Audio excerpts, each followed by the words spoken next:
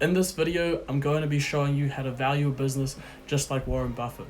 Buffett's method of valuation is one of the most consistent and reliable methods to pick quality businesses. Being able to effectively apply his valuation methods is an excellent way to improve the quality of your investments, increase profits, and reduce financial risk when buying companies.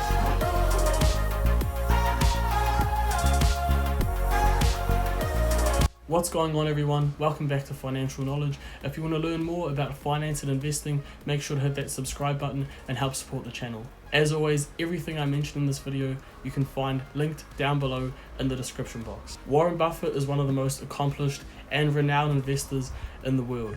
He has a net worth of $86.1 billion and is one of the few people that has managed to consistently beat the stock market with an average annual return of 17.1% since 1985, and this is substantially higher than the broader stock market return of 10.5%. His investing methods have stood the test of time and have been adopted by many other of the world's greatest investors. So that you can invest like Warren Buffett, I'll be sharing my top 3 strategies to adopt his valuation methods and start improving the investments that you make.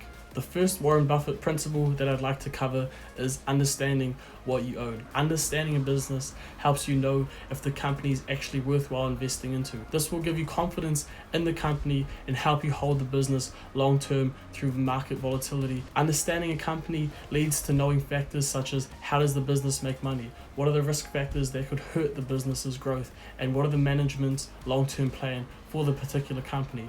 In order to learn about these factors, looking at something like a 10K report, which is a large financial document that details all this information about a business, really helps you know the ins and outs of how a company operates. And along with that, listening to conference calls where management team will discuss the plan that they have for a company and will ask any investor related questions that people will throw at them. This gives you an idea of how the management team's working, what their goals are, the things they want to achieve, and overall how smoothly they are running the company, and if it's worthwhile putting your money into that business or holding on to the investment that you might already have.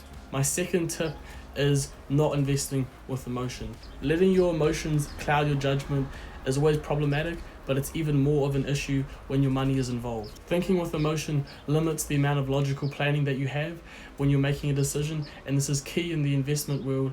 The main area where emotion affects people with investing is FOMO, fear of missing out. They might see the stock rising consistently and quite rapidly in a particular business, and as more and more people start buying to their company, friends and family, boasting about profits, talking about all the money they're making, they feel as if they're missing out on this opportunity. They're missing out on profits, and therefore they get caught up in the idea that I need to get into the stock. I'm missing out. I'm not making money. Everyone else is, and I'm not. And instead of thinking about the other factors that are involved in making an appropriate decision before investing in a company, like understanding the business, the risk factors, what is the price in relation to how much the business is really worth, they don't consider these things. They just look at the share price rising, everyone else buying it, and those are the only 2 things that influence their opinion. Nothing else matters, and then they buy the company without having that appropriate knowledge about it and whether or not it really will be a good investment in the long run. Confirmation bias can also be a problem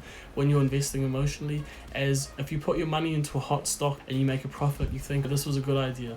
It doesn't matter that I don't understand the ins and outs of this company. If the stock price starts to drop, then you'll lose confidence just as quickly as you gained it, because the only reason you bought it was because the share price went up, and then if it starts dropping in value, you might dig your heels in and think, oh, it'll go back up. It has to. It was going up before, it's just going to go down a little bit, and then it'll shoot straight back up, and I'll keep making my profit. But without that understanding, or paying too much for the business, not getting it at the right share price, you really don't know where the stock will go, and you're in sort of a limbo, just hoping and praying that it will keep rising in value and you won't keep losing your money. It's a bit of a roller coaster, and it's something I'd strongly advise against. My third and final point is paying the correct price for a business.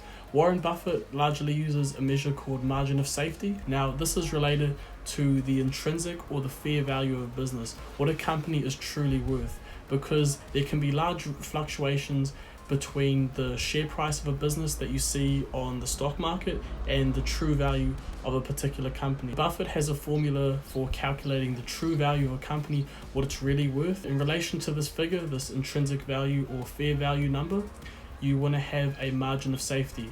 And margin of safety is expressed as a percentage. Just as an example, if the fair value of a company is $100 and then it was available to purchase on the stock market for $70, it would have a margin of safety of 30%. However, if still looking at the fair value of $100, it was found on the stock market at $130, then it would be overpriced by 30%. When you're looking at your investment, you want to be paying at least 30 to 50% less for the company than what it's really worth. And if you want to start figuring out the intrinsic value of a business, there's quite a long, detailed formula that you can do, but a way that I like to do it, which really saves a lot of time, is going on a website called Simply Wall Street. Just pop in the ticker symbol for the company you're wanting to look at, scroll down a little bit, and it'll give you a chart that gives you the fair price of a business, whether or not it's currently overvalued or undervalued, and then you can make your judgment on whether or not you feel it's valid to pay that much for a company.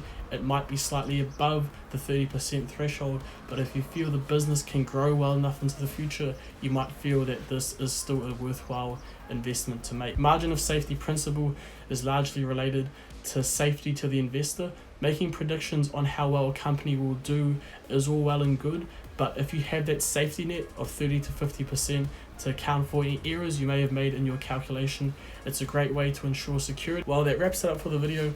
I hope you enjoyed the content and you're feeling more confident in being able to apply these Warren Buffett principles to your investments.